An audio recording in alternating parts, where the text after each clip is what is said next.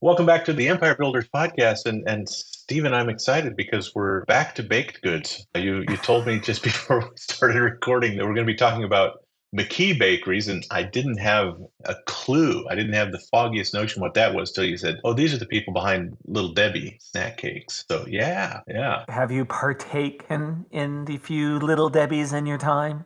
Yeah, I've probably eaten loads of them in the past. I'm trying to avoid that stuff at this point in my life. One of the weird experiences I have with Little Debbie's is this is a weird one because I was renting a storage unit in Tucson, Arizona a couple years ago.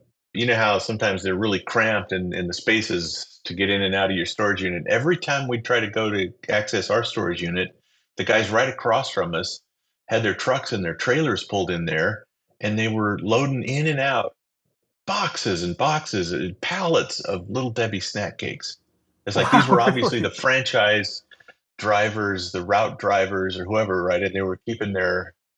I don't know how that's. I don't know how that any of that works. So maybe that's part. I don't know what their business model is, but it involves storage units in Tucson, Wow. Arizona, somehow. There you go. Well, maybe these were counterfeit little Debbies. They could have. It could have just been a front, right? It just the cartel uses empty Little Debbie cases. I have no idea how any of this works. So tell me about McKee Bakeries. Started as McKee Bakery and it's now known as McKee Foods. And as we talked about, it's best known for the Little Debbie brand. Here's one of the things that's kind of cool. The company is still privately held, Oh, going wow. into its third generation. So we don't exactly know the sales figures. What I did come across is about 900 million cartons of Little Debbie product is sold a year. So, that's a lot of storage containers in Tucson, let me That is a tell lot of storage units. you. I don't know if there's even a way to calculate that.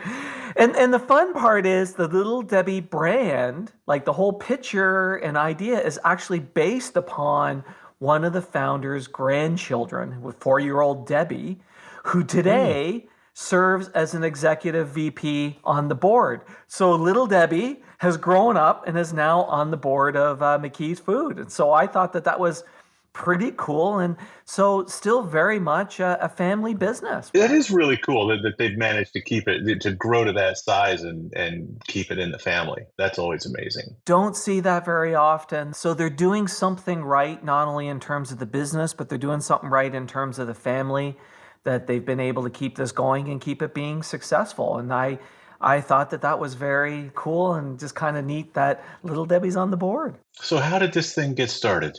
It started during the Depression when OD, he's called OD, but his name was Other, but he goes by OD, and Ruth McKee started this little bakery business during the Depression. And what OD started doing was selling 5-cent Virginia Dare cookies out of his 1928 Whippet car. And then he wanted to expand. Things were doing fairly well. He wanted to expand, so he bought this small bakery, which was called Jack's Cookie Company.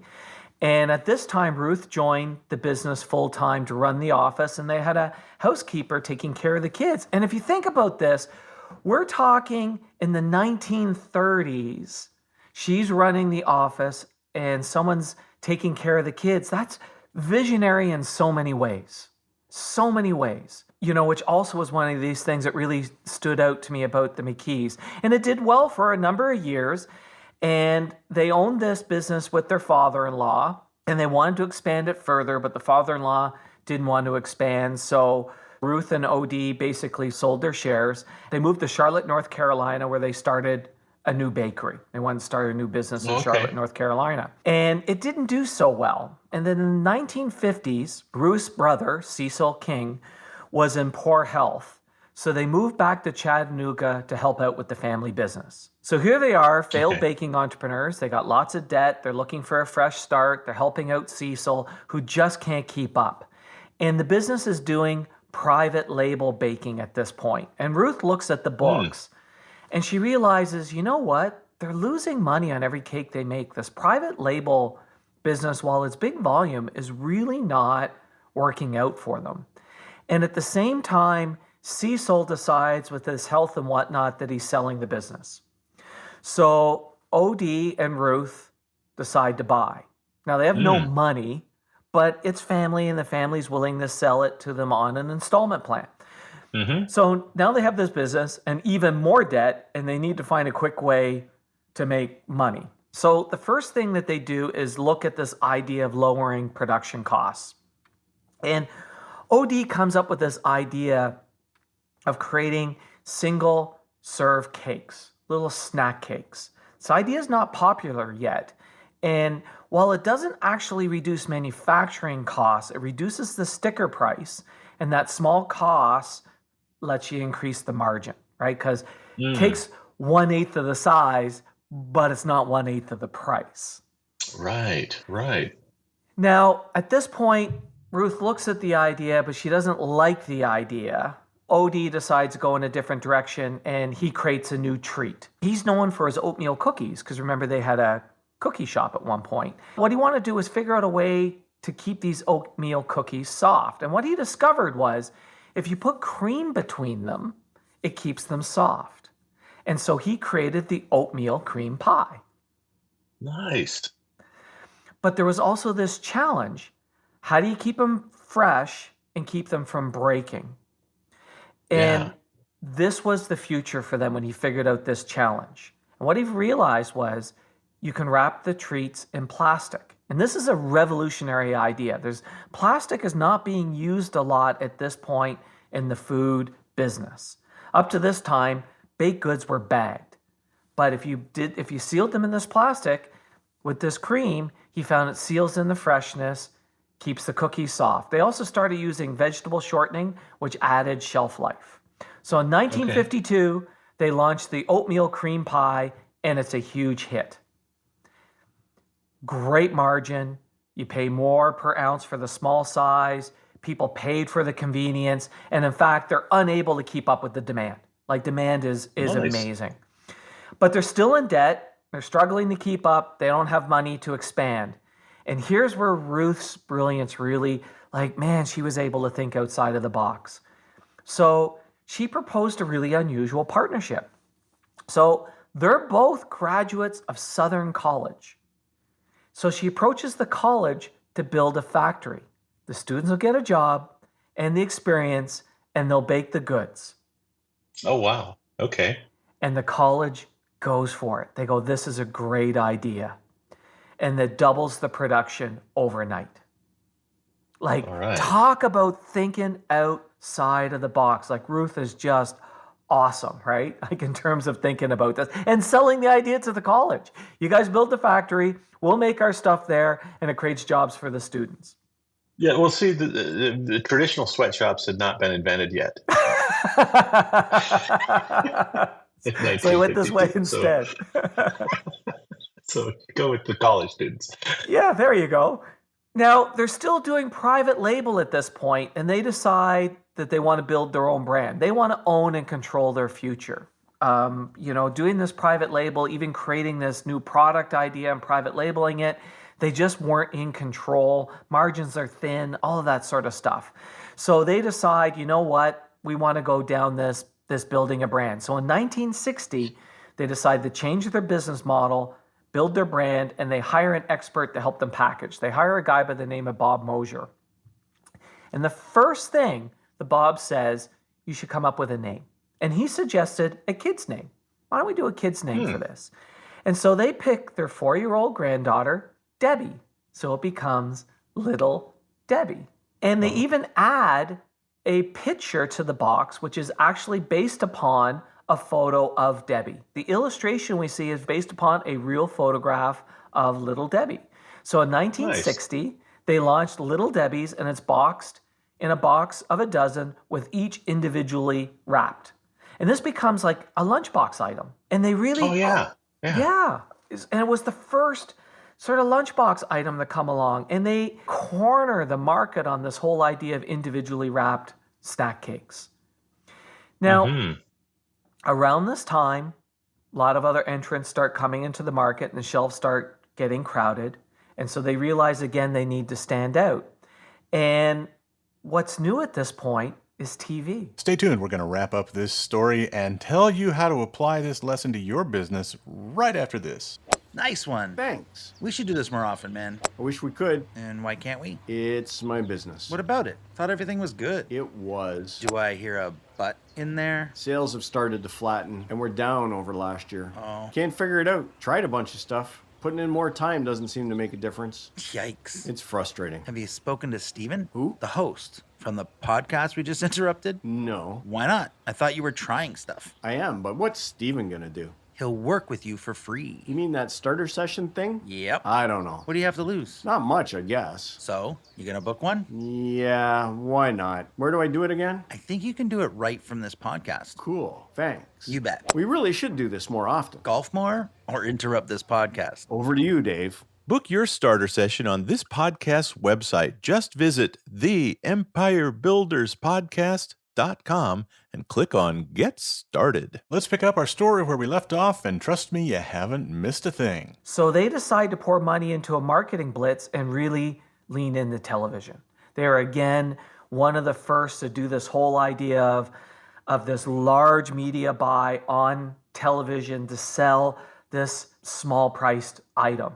And if anybody's interested, we have a podcast we did in the past around this whole idea of why does a chocolate company do national campaigns for these small priced goods? And we walk through the math on that. So a person can certainly go back and revisit that episode.